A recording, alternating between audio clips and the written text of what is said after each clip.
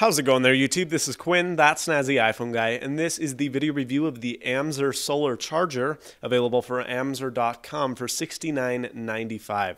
Now, the battery itself is pretty unusual in the sense that it is pretty high capacity, a pretty smallish size. It's about the size of the iPhone, a little bit more narrow and a little bit more thick, but it is very pocketable, certainly, and it has a pretty lofty 3,500 milliamp hour capacity, which is really awesome.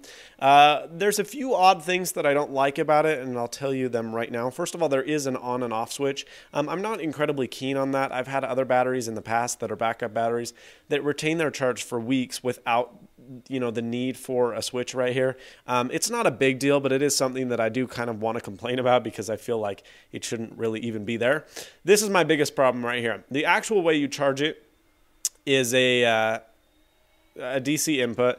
Now, it comes with a bizarre cable. It's a USB to like actual DC pin cable, and you could go to Radio Shack and pick one of these bad guys up for a couple bucks.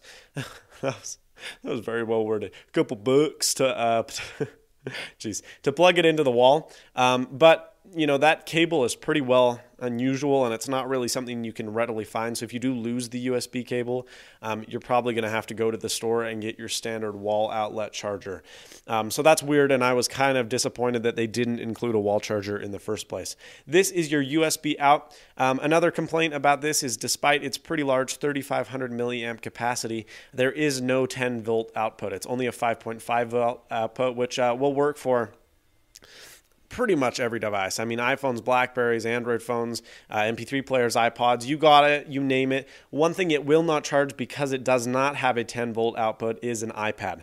So if you have an iPad, this will not be compatible. It will not charge your iPad, which is really kind of a buzzkill, especially since you have that glorious 3,500 milliamp capacity. So that is something that you do have to know. On the side here, you have a little button, and it's not charged right now, but when it is charged, one of the 4 LEDs will illuminate, or 2 or 3 or 4, telling you whether you have 25, 50, 75, or 100% battery. And that's it. I mean, it's a pretty basic product. There's not a whole lot to it. Obviously, one of the big sells is the fact that it is indeed solar powered.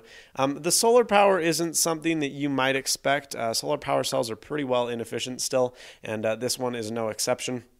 It almost looks like a sticker. It almost looks like it's not real, but there are solar cells and it does charge. But I left it in the very, very bright sun all day long and got probably a 15-minute charge out of it for my iPhone, providing maybe 3 or 4%.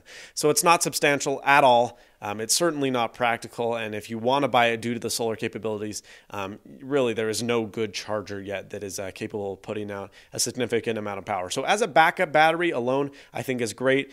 For solar-powered stuff, I guess if you're in the desert and you're stranded, this may be of use, but for typical everyday people, this solar-powered feature isn't going to be much of a help. That being said, though, for $70, it is a great battery. That capacity is really awesome. The build quality is excellent, and I can recommend it if you just use it for charging and charge this bad guy up every time it dies. So thanks so much for watching. Please subscribe, rate, comment, and as always, stay snazzy. See you later, folks.